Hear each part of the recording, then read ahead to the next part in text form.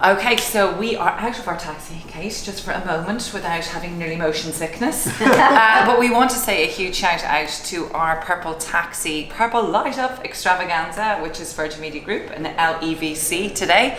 But we're now in BAE Systems to meet Martin.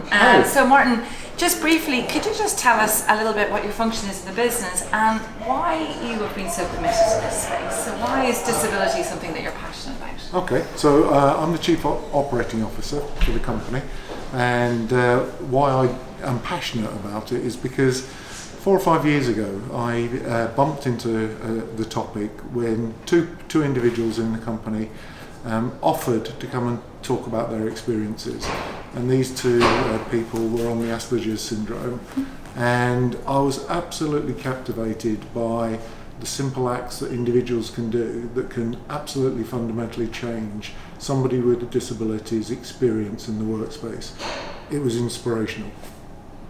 One of the things that we talk about, so being the founder of the Valuable 500, I have a lived experience disability. I'm registered legally blind.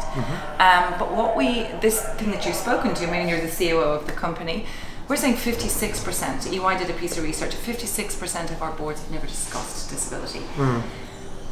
If you weren't in the position that you are in, do you think you would have been able to galvanise this huge passion, this huge commitment within the organisation? How important is the leadership piece to you, do you think? Leadership is for me, is fundamental, because leaders underestimate the impact that they can have in their workspace, and that sounds odd. No. But some really, really simple things can just make a massive difference to people with disability and how they can contribute to the business. And I want everybody to have an experience where they can give it their utmost, but actually I also want our company to perform. And some of the people that we have and we employ with disability have fantastic contributions to make. We just need to help them a little bit, that's all. And I think one of the reasons that Kate and I have teamed up with PurpleSpace and the Valuable 500, because it's this potent place where we bring employees and leaders together, and that's where the magic happens, right, Kate? Yeah, it's so true. Martin, we've known each other for a couple of years now, and one of the things that really strikes me about the work of you and BAE Systems is the way in which you invest in your own people network. So PurpleSpace, as you know, is the network of disabled employee networks, and we help networks to learn from each other and to build a sense of what we call unity and community. Tell us a bit about why learning directly from your own people matters so much. What is it about the network? Disability is a very broad topic, and when we engage with you at the start of our journey, I don't think many of us had an idea what we were taking on, and our ability to maintain momentum, maintain a level of genuine approach, and actually embrace people as we go through the journey has been fundamental. And you and your organisation have been fundamental in that. We started about 3 years ago in the actual formation of the group, but probably a year in planning. And we started small, small being for us 13,000 people in terms of access to the network, and then grow that now to everybody across our UK footprint. And in fact, we're now embracing out across Saudi Arabia, where we have a significant footprint, in Australia and a number of other countries. So we've started small and we've grown. And if you just look at the impact that the network can have, encouraging people to come, talk about their experience, understand how they can help the company to understand what to do to make them more effective at work and to make them feel more included. It's the double-pronged approach, isn't it? It's the networks supporting the business to improve policy and practice and procedure, but equally that space, that purple space to grow confidence and resilience and to be your authentic self at work. You see that a lot. I think the confidence thing is no one should underestimate that. Disability is a big and complicated topic, and a lot of people can be put off in terms of doing the wrong thing unintentionally, and actually building a level of confidence by talking with people who experience disability in its various forms, and actually then having a network that makes that safe. Because I go to the network team and I know I'm not absolutely perfect in understanding everyone's unique position, but actually having a forum where it's okay to go talk and explore things, I think is fundamental. You bring a lot of that, a lot of yourself to that. I know Caroline has got a question to ask you around allies and champions and the role of that within networks and businesses like BAE Systems. One last question from me before I hand back to Caroline. So the Purple Light Up movement is now becoming the digital global movement for change. What is it that excites you? Because here we are at your offices today. You have always supported Purple Light Up. What is it? What do you expect? What do you hope from this movement?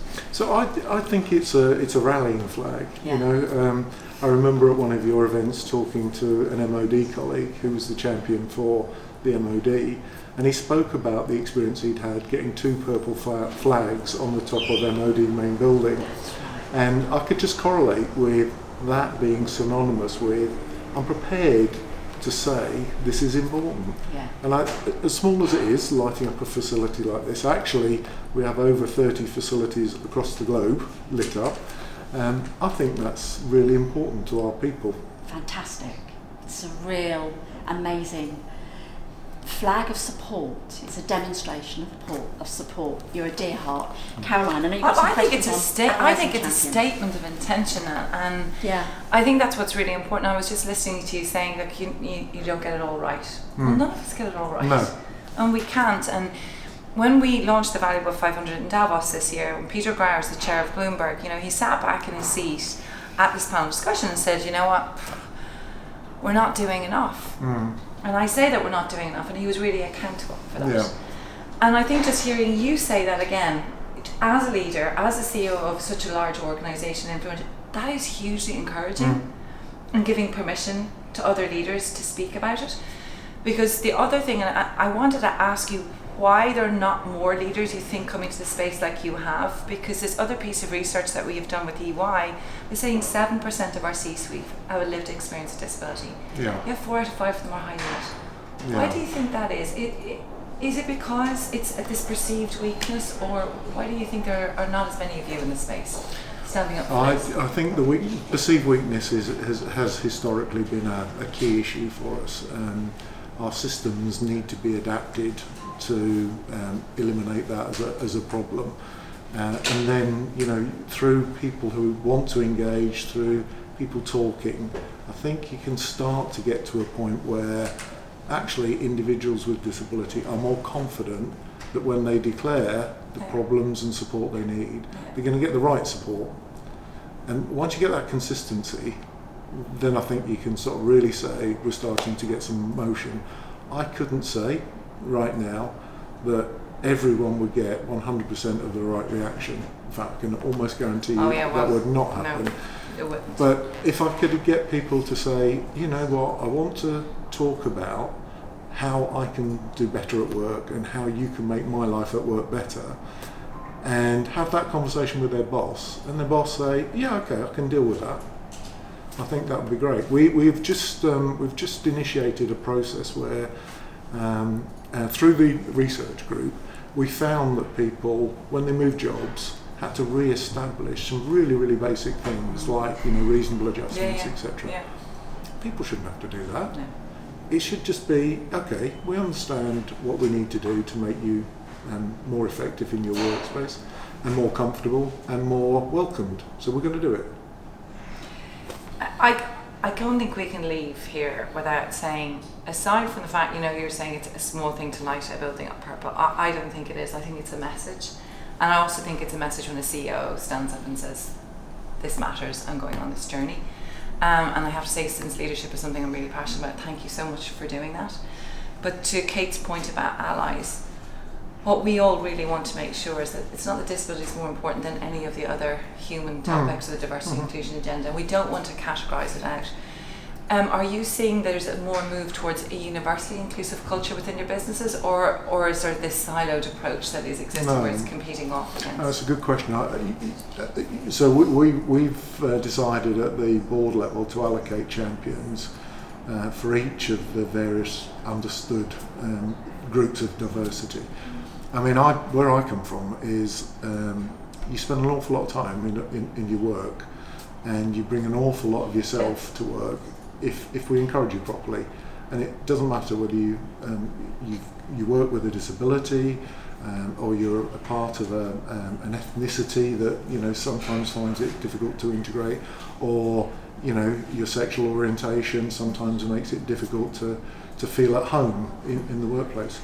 I would love to imagine that everyone could come and work at BAE Systems and feel they're included. Well, I guess that's the intention. Great stuff. Nashville, do you want to finish? Yeah, one last question. Anything you feel particularly proud about as you look back over the year, or indeed something you're looking forward to? Because of course here we are, 3rd of December. This is more than just one day. It's about an ongoing commitment to build a disability inclusive business. So anything you're particularly proud about, anything you're particularly looking forward to, Martin? So I think the establishment of the first resource group around our Enable group, which is the group, the name we call for our disability network, that was a really proud moment. That was a couple of years ago now. This year we have taken that across the UK, and the team have reformed. They've re-established their own agenda. They've come back for a little bit of support, and one of the things I'm proud of is we have consistently provided that support. The minute you get to a point where what you say and what you do doesn't match is the point at which you struggle to keep your people with you. So that's a particularly proud point. Looking forward, I'm not. We've had the conversation about measurement and where do you fit in various global indices, and kind of that's all important. But if I felt that as a consequence of what I continue to do and what the group continue to do, next year even more people are prepared to declare their disability, and even more managers who support those people are prepared to lean forward and have a conversation, that would be brilliant. Wonderful. Martin Taylor from BAE Systems, thank you so much. You're welcome. You're welcome. Ladies, thank you. Thank you.